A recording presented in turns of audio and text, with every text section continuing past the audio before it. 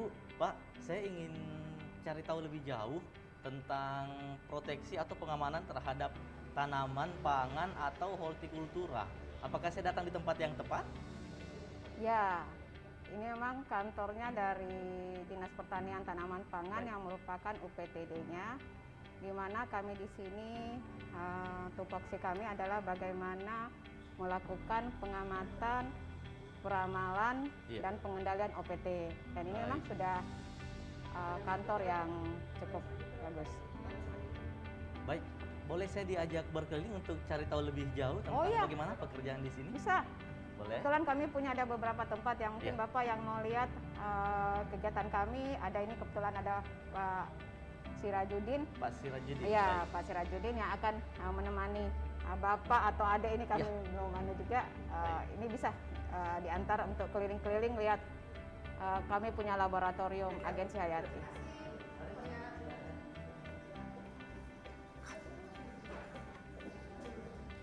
Jadi Pak Sirajudin, iya, kita ini menuju ke lab mana dulu ini Pak? Lab Agensi Hayati Pak. Lab Agensi Hayati. Itu boleh dijelaskan lab Agensi Hayati itu pekerjaan di dalam seperti apa Pak? Gambarannya? Jadi salah satu lab yang ada di Balai Proteksi yang fungsinya itu untuk menghasilkan bahan pengendali hayati atau alami yang ramah lingkungan.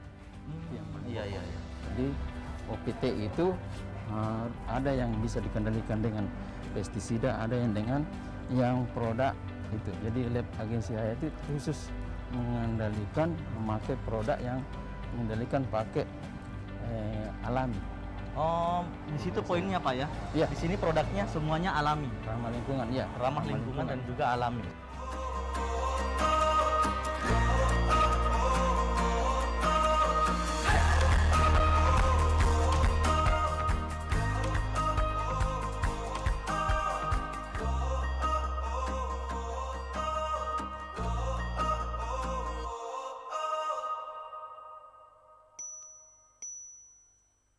Ini yang saya bilang tadi, kalau ini hasilnya bagaimana? Ini kita eksplorasi, ini proses eksplorasi, inilah yang diperbanyak, ya.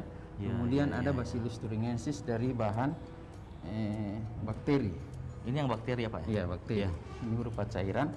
Jadi kalau jamur biasanya dari produknya dari padat, ya, karena jamur. Ini bentuknya padat ya Pak? Padat ya. Tapi secara fungsi? Iya, nanti dijelaskan ada. Baik. Ada proses selanjutnya. Ada kemudian entomopatogen, yaitu yang paling terkenal adalah dari bahan jamur itu ada Beauveria bassiana, ada Metarhizium, kemudian ada Bacillus thuringiensis yang dari bahan bakteri. Selain bahan 4 itu predator, parasitoid, agen antagonis dan entomopatogen, kita menghasilkan juga produk-produk alami yang lain. Seperti umpamanya trichocompos, ada bubur California, ada PGPR gitu. Jadi produk-produk alam selain produk itu adalah Resnap juga ada, pestisida nabati. Jadi itu. Jadi yang selanjutnya mungkin yang kita perlu tahu adalah proses eksplorasi untuk mendapatkan bahan ini. Ini kan bahan yang sudah diperbanyak Pak. Iya. Jadi eksplorasi untuk mendapatkan dari alam. Baik. Itu. Boleh saya diajak melihat-lihat prosesnya Pak? Mulai dari eksplorasi tadi Pak ya? Iya. Eksplorasi bahan pengendali itu. Mari Pak, ini Pak Safarudin perkenalkan. Baik. Jadi dia memang sudah lama berkecimpung di sini. Iya. Sudah beberapa kali juga kepala lab di sini, jadi harus dia yang menjelaskan. Ini tahap awalnya Pak ya? Iya, Eksplorasi. Eksplorasi. Baik. Oke Pak. BPTPH terus berupaya mencari sumber-sumber yang dapat mendongkrak produktivitas para petani, termasuk memberikan pelayanan, pengembangan, dan perbanyakan mikroorganisme agensi hayati, seperti cendawan, virus, serta bakteri yang digunakan untuk mengendalikan organisme pengganggu tanaman atau OTP. Beberapa produk yang dihasilkan merupakan perbanyakan dari beberapa sampel yang telah teruji. Beberapa di antaranya pada golongan cendawan yang diperbanyak seperti Trichoderma harzianum, Beauveria bassiana, Gliocladium sp, dan Metarhizium rilei. Pada golongan bakteri seperti Paenibacillus polymixa, Pseudomonas fluorescens, Bacillus thuringiensis dan Bacillus subtilis. Sedangkan untuk golongan pupuk hayati seperti pupuk organik cair, pestisida nabati, dan PGPR. Dari perbanyakan tersebut, kemudian disalurkan ke berbagai wilayah kerja BPTPH. Kemudian disalurkan ke tingkat petani.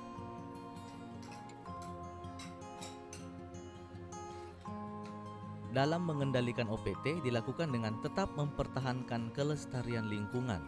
Salah satunya dengan cendawan entomopatogen atau dalam bahasa biologisnya Beauforia bassiana, yakni proses memanfaatkan jamur mikroskopik yang sengaja diberikan ke serangga sehingga dari jamur tersebut dimanfaatkan untuk memberikan penyakit kepada serangga yang akan membentuk benang-benang hifa berwarna putih setelah serangga mati. Langkah ini sangat efektif karena selain tidak menyebabkan fitotoksin atau racun terhadap tanaman, hal ini juga dapat diproduksi dengan teknik sederhana. Kita melakukan menguji lanjut dari hasil pengenceran, kita siapkan media PDA. Setelah itu kita tuangkan tadi hasil pengenceran -5, kita tuangkan di media PDA, kemudian di atas bunsen yang ada api bunsen, di situ kita tuangkan, kemudian dilakukan diisolasi supaya tidak terjadi kontaminasi luar. Setelah itu kita diamkan selama 3 hari. Setelah 3 hari, di situ terlihat ada beberapa jenis mikroba yang tumbuh, tapi kita target trichoderma, berarti dia warnanya hijau. Nah, di situ terlihat warna hijau, itu lagi dimurnikan. Setelah didapatkan isolat murni, itu dilakukan uji lanjut dengan melakukan identifikasi di bawah mikroskop dengan bantuan buku identifikasi. Setelah mendapatkan bahwa dia betul adalah tricho, kita melakukan uji lanjut. Pertama yaitu menghitung kepadatan spora. Ya. Setelah didapatkan menghitung kepadatan spora itu, kalau kita mendapatkan 10⁻⁶, itu berarti bisa dijadikan isolat. Itu baru salah satu syarat. Syarat kedua, dilakukan uji patogenitas, yaitu terhadap tanaman. Apakah dia berpengaruh terhadap tanaman atau tidak? Kalau tidak, berarti lolos lagi. Selanjutnya, uji viabilitas. Uji viabilitas ini kita melakukan perkecambahan terhadap jamur ini selama 24 jam.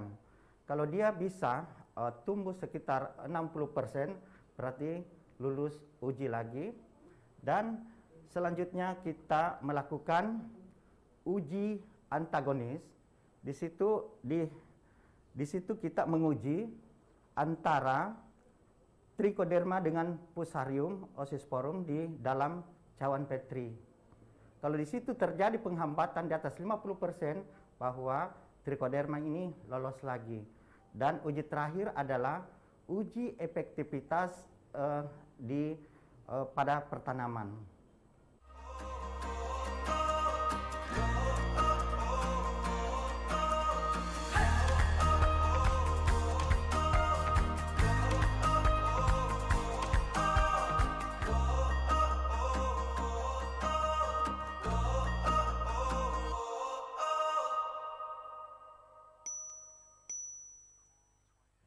Dia proses ini perbanyakan massal, Ya. tapi ini khusus untuk jenis bakteri, bukan jenis jamur. Iya. Dan jamur nanti ada sendiri. Baik. Jadi ini contohnya adalah ini bahan agensi hayati, Ya. antagonis Paeani Bacillus polymixa. Iya. Ini sangat unggul. Ini berguna untuk beberapa penyakit penting pada penyakit padi, contohnya blast apa semua, banyak Iya. contoh yang lain. Nah, tapi produksinya itu, cara perbanyakannya itu, yang bahan pokoknya adalah kentang. Kentang? Kentang 2 kilo, 2 kilo tambah 5 liter air, 5 liter air. kemudian tambah gula, bukan garam, gula kurang lebih 100 gram ya.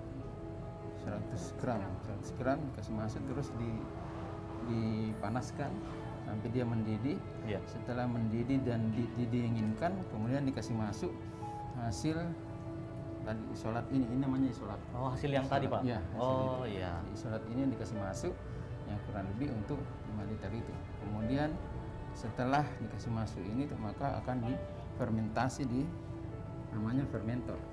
Baik. Fermentor khusus Iya. untuk bakteri harus ya pakai fermentor. Modelnya seperti ini. Oh, ini prosesnya semua ya, Pak ya? Iya, jadi ini tadi yang 5 liter tadi dikasih masuk ke situ. Iya. Bahannya itu semua. Ini bahan fermentasi. Baik, Pak. Begitu. Wah, Setelah 7 hari selesai, ya sudah bisa digunakan. Untuk pengendalian. prosesnya 7 hari, Pak ya? Paling lama 7 hari. 7 sampai 14 hari. 7 sampai 14 Iya. hari. Iya. Dan hasilnya kalau dia jadi, dia agak berbau enak. Kalau dia busuk, berarti kebanyakan ini tidak hasil. Baik, luar biasa sekali. Boleh kita lanjut ke proses yang Oke, Pak. lainnya, Pak? Iya. Silakan. Ya. Boleh. Terima kasih, Haji. Teknik refugia atau sengaja menanam tanaman di pematang sawah sebagai tempat tinggal musuh alami atau organisme yang dapat berguna bagi tanaman. Teori ini menciptakan mikrohabitat untuk musuh alami seperti predator maupun parasitoid agar terlestari dengan lebih baik. Tanaman tersebut dapat berupa tanaman palawija ataupun bunga-bungaan seperti bunga matahari, kenikir, dan bunga kertas. Jadi, jangan heran ya kalau melihat persawahan yang ditanami tumbuhan tersebut, karena bisa jadi hal tersebut sebagai upaya pengendalian OPT.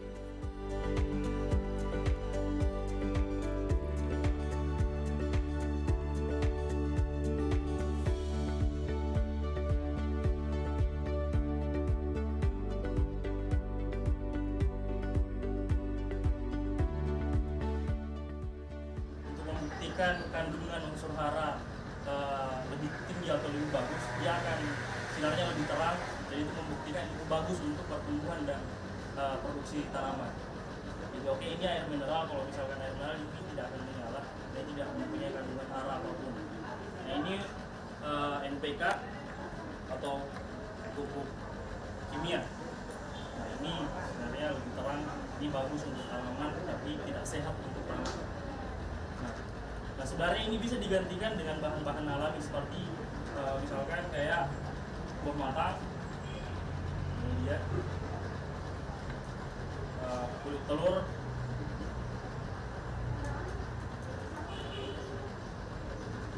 ini POC jadi ya, POC jadi, dan ini PGPR, ini POC. Yang bahan-bahannya itu terdiri dari buah matang, bonggol pisang, kemudian beberapa hijauan seperti daun singkong, daun lamtoro, kemudian ada kulit telur, dan bahan tambahannya seperti air kelapa dan air beras, dan ditambahkan juga dengan urin. Nah ini dia hasil dari proses perbanyakan itu. Ini dia. Dan dia cahayanya terang ya, dan itu membuktikan bahwa pupuk organik cair ini salah satu teknologi pertanian yang bisa menggantikan posisi pupuk kimia yang biasa diaplikasi petani. Baik, Pak. Nah, ini kalau di sini kita ada proses apa lagi, Pak? Kalau di area sini? Dua, Pak. Pembuatan produk pupuk organik dan PESNAP. Jadi produk organik ada satunya PGPR dan POC. Bagian sini dan bagian di sana, Pak ya? Iya, ini dulu mungkin ya. Oh, kalau di sini, khusus di sini, spesialisasinya ini pembuatan apa kalau bagi daerah sini? Pembuatan PGPR, PESNAP dan ini. Jadi bukan tadi. Cuma dua itu, Pak ya? Ya, bukan entomopatogen dan antagonis lagi, tapi itu produk organik itu. Oh, ya ini proses terakhirnya atau masih ada lagi setelah ini nanti, Pak? Yang tadi sudah. Yang Yang tadi di sini selesai. yang selain itu produk organik, pupuk organik. Iya. Yang selain agen antagonis dan entomopatogen tadi. Ini khusus pupuk iya, iya. yang organik. Ini yang organik khusus, Ya, yang pupuk ini organik. khusus cair. Ini untuk saat perangsang tumbuh sebenarnya pupuk organik tapi itu. Ah, seperti Salah itu satu. ya, Pak. Artinya Iya. setelah ini selesai semua prosesnya. Iya, itu tadi aplikasinya lagi. Tinggal langsung aplikasi Iya. setelah ini Pak ya berarti. Ya itu. Iya, iya.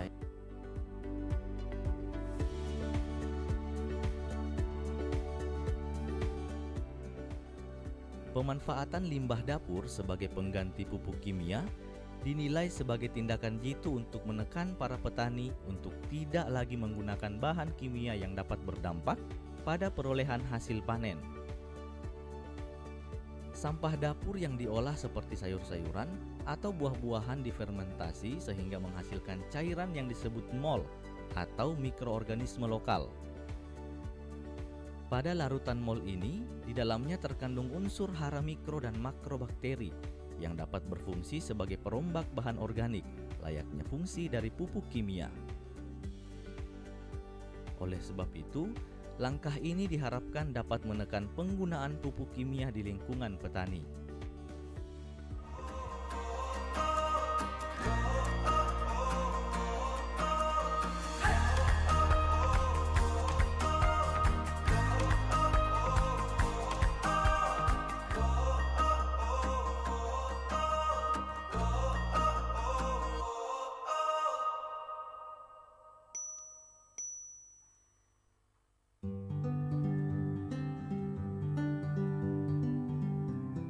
Dari segala upaya yang telah dilakukan, tentunya menghasilkan dampak yang luar biasa. Salah satunya, yakni Laboratorium Agensi Hayati yang berada di BPTPH Kabupaten Maros, sudah memperoleh akreditasi ISO 9001 tahun 2015 atas pengembangan dan pengujian kualitas agensi hayati. Laboratorium Agensi Hayati ini laboratorium yang melakukan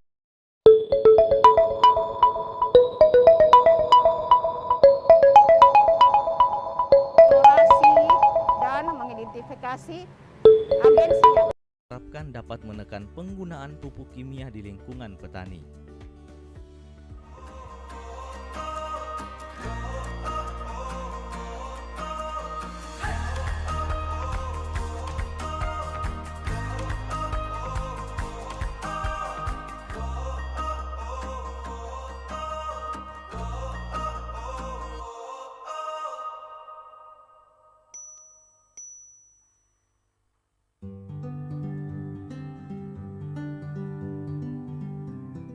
Dari segala upaya yang telah dilakukan, tentunya menghasilkan dampak yang luar biasa.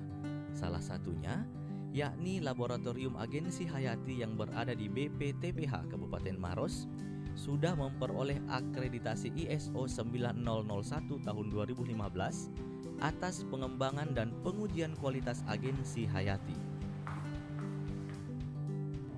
Laboratorium Agensi Hayati ini laboratorium yang melakukan eksplorasi dan mengidentifikasi agensi yang ada di lapangan. Kemudian dia melakukan juga suatu kajian. Betul agensi hayati ini dapatkah kita lempar ke masyarakat? Apa betul ini tidak merusak tanaman? Nah, ini yang kita lakukan. Kemudian ada juga dia melakukan pembinaan.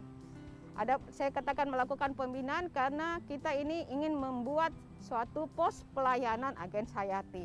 Pos pelayanan agensi hayati itu kita akan membentuk di setiap kecamatan atau kalau paling tidak di setiap kabupaten, dan kami ingin mendekatkan ke petani. Mendekatkan petani tidak lagi ke Maros mengambil agensi hayati, tapi kami dekatkan sama mereka. Itu ada namanya pos pelayanan agensi hayati. Kemudian kami juga melakukan pembinaan kepada petani, melakukan bimbingan teknologi. Kami langsung ke petani, mengajari mereka bagaimana membuat agensi hayati yang simpel. Jadi mereka tidak perlu lagi membeli pestisida-pestisida yang sekarang berada di lapangan, itu tidak usah lagi. Mereka bisa membuat sendiri. Bagaimana mereka mengendalikan wareng coklat, apa yang mereka gunakan, marilah kita gunakan agensi hayati yang namanya biofiria, mari kita gunakan agensi hayati namanya meteriusium. Kita ingin memperbaiki pertumbuhan tanaman kita, ya kita tidak beli lagi set PT yang kimia, tapi kita menggunakan PGPR yang telah dapat dibuat oleh petani-petani kita. Saya kira ini yang tujuan kenapa ada balai proteksi ini yang ada dan kebetulan ini bangunannya Pemprov, cuma ditempatkan di Maros. Nah, inilah satu wilayahnya yang ditempatkan di Maros karena Maros dianggap dekat, ada lapangannya ya. Mungkin tidak diletakkan di kota, kadang kan kami bisa praktek ya kalau langsung di lapangan ada sawah, jadi kita bersosialisasi dengan petani.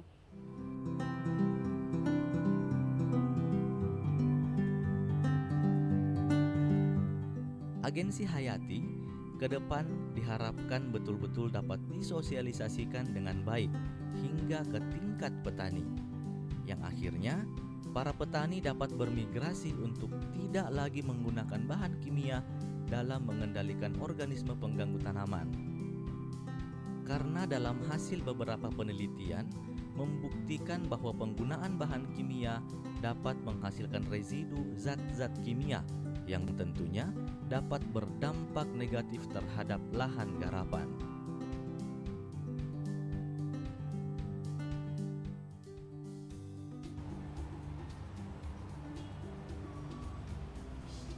Permisi Ibu, Iya. luar biasa sekali. Saya tadi sudah jalan-jalan ke laboratorium Agensi Hayati dan sudah banyak juga pengetahuan yang saya dapatkan hari ini, Bu. Tapi berkenaan dengan itu, Bu, boleh diinformasikan juga kira-kira ke depannya pengembangan-pengembangan apa yang akan dilakukan berkenaan dengan Agensi Hayati ini, Bu? Ya.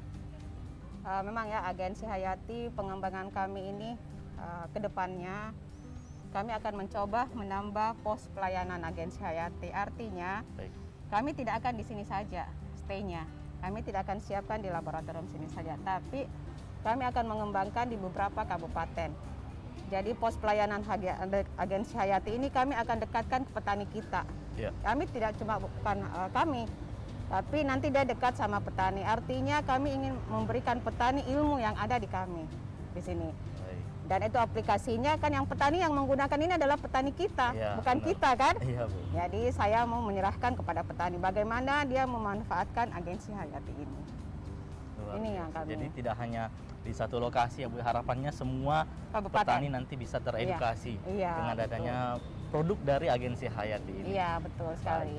Baik Ibu, terima kasih atas waktu dan juga sudah berbagi ilmu kepada kami semua sehingga kita semakin terbuka lagi pikirannya. Semoga Agensi Hayati kedepannya semakin berkembang dan semakin banyak lagi petani yang terbantu untuk lebih produktif. Iya, makasih. Sekali lagi terima kasih banyak Ibu. Sama-sama. Baik pemirsa, demikianlah tadi bincang-bincang kita dan juga kunjungan kita ke laboratorium Agensi Hayati. Semoga dengan ini petani bisa mengurangi penggunaan pestisida dan masyarakat tentunya bisa terhindar dan juga terbebas dari bahan kimia. Demikianlah Zona Tani episode kali ini. Saksikan terus Zona Tani setiap hari Senin tentunya di TVRI Media Pemersatu Bangsa.